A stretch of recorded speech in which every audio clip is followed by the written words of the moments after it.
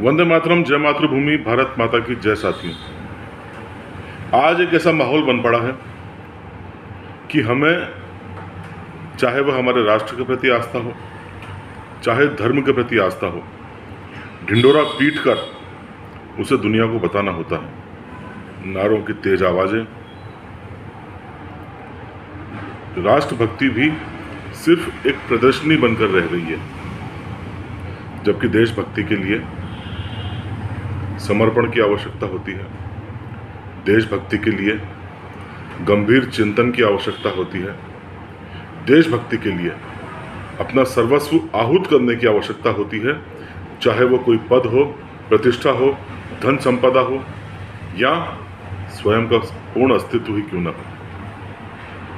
1857 की लड़ाई एक ऐसा क्रांतिकारी जो लगभग एक राजा की स्थिति में था, राजा का दीवान था, संपूर्ण ऐशो आराम, किसी चीज की कमी नहीं, जो उसके मुंह से निकल गया वही उसके मातहतों के लिए आदेश एवं उसकी पूर्ति अवश्यम भावी।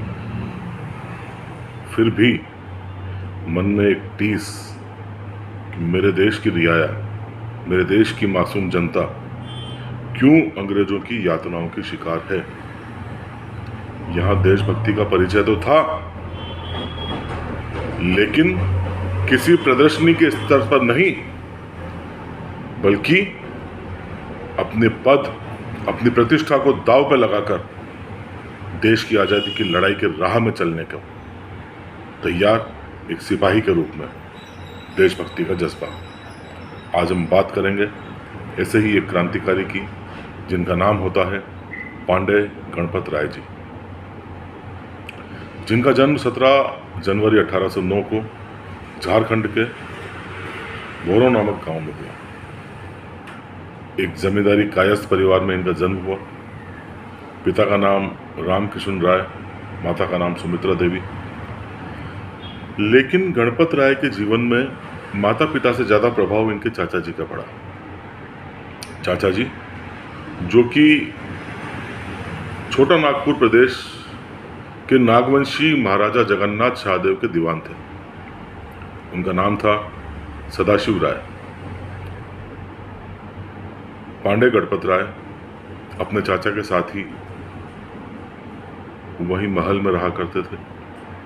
संपूर्ण ऐशो आराम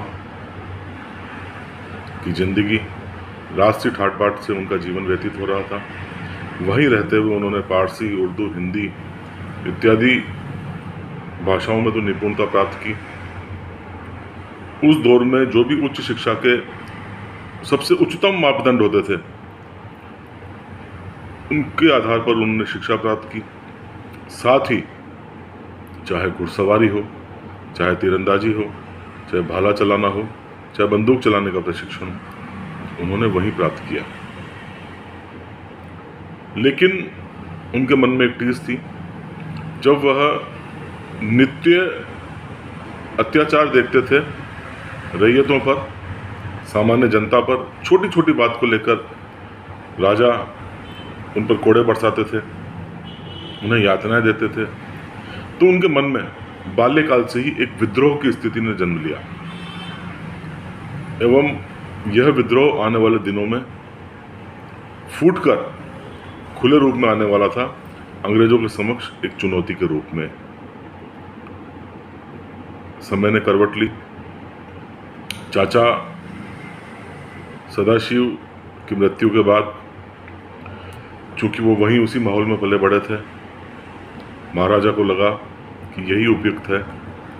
चाचा के स्थान पर गणपत राय को उन्होंने दीवान नियुक्त कर दिया एवं स्वयं महाराजा मौज मस्ती में लीन हो गए। उन्हें जनता से कोई मतलब नहीं था, उनकी सुख सुविधाओं से कोई मतलब नहीं था।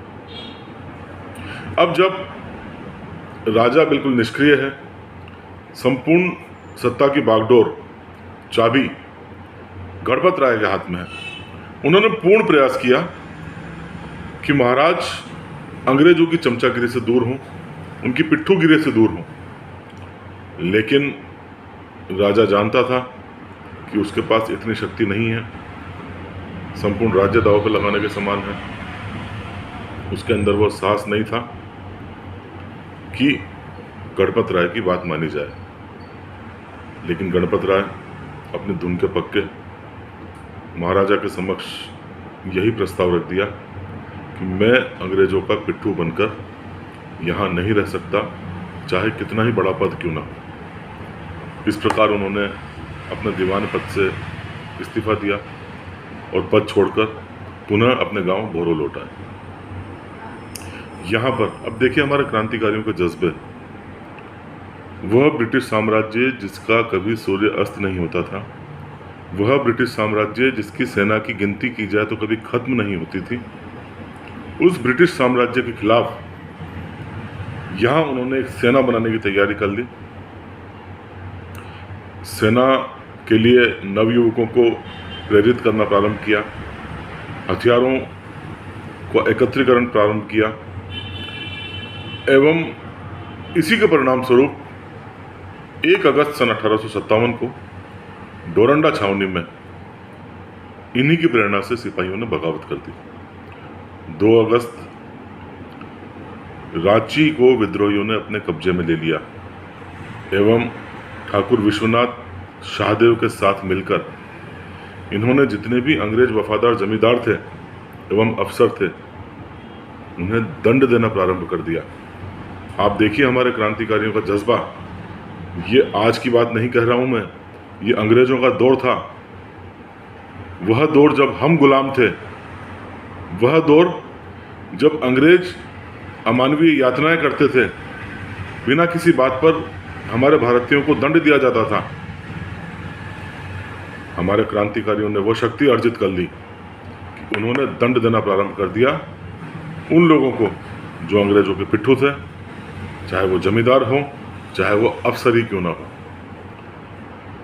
बहरहाल गणपत राय को सर्वसम्मति से सेनापति नियुक्त कर लिया गया। यह विद्रोह एक प्रचंड क्रांति में बदल गया। स्वयं पांडे गणपत राय जी के लिए कहा जाता है कि उन्होंने सैकड़ों अंग्रेजों को अपनी तलवार से काटा। यह था हमारा क्रांतिकारी।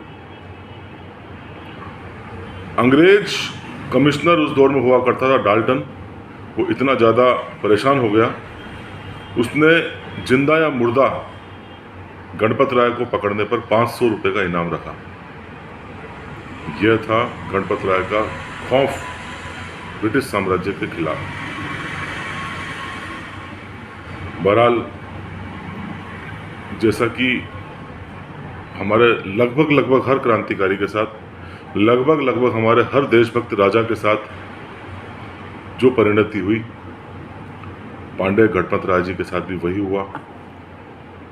अपनों ने ही उनकी पीठ पे खंजर भोंका। एक बार वह कहीं जाते समय अपना रास्ता भटक गए। उन्होंने निकट ही गांव में अपने रिश्तेदार के घर शरण ली। रिश्तेदार ने बाहर से ताला लगा दिया एवं लोहरदगा थाने में जाकर अंग्रेजों को पांडे गणपत राय जी के बारे में बता दिया।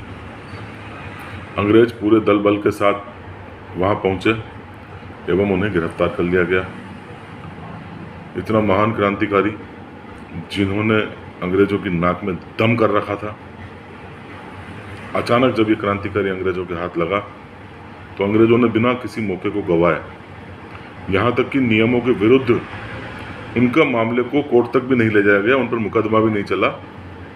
वहीं थाने में कोर्ट लगा दी गई एवं आनंद फानन में उन्हें फांसी की सजा दे दी गई एवं 21 अप्रैल 1958 को उन्हें फांसी दे दी गई। जब उनसे अंतिम इच्छा पूछी तो उन्होंने गोरों को उनकी औकात दिखाते हुए सिर्फ यही कहा कि मुझे गोरे बंदरों के आगे गुलाम बनने से ज़्यादा अच्छा यही लगेगा कि मैं हंसते हंसते फांसी के फंदे को चूम लूँ। यह था हमारा महान क्रांतिकारी, यह था उनका महान जज्बा, महान हौसला। कहीं देशभक्ति का प्रदर्शन नहीं, कहीं उन्माद नहीं।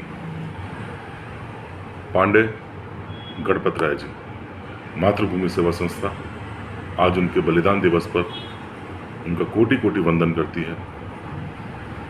वंदे मातरम। जय भारत, जय मातृभूमि, जय हिंद।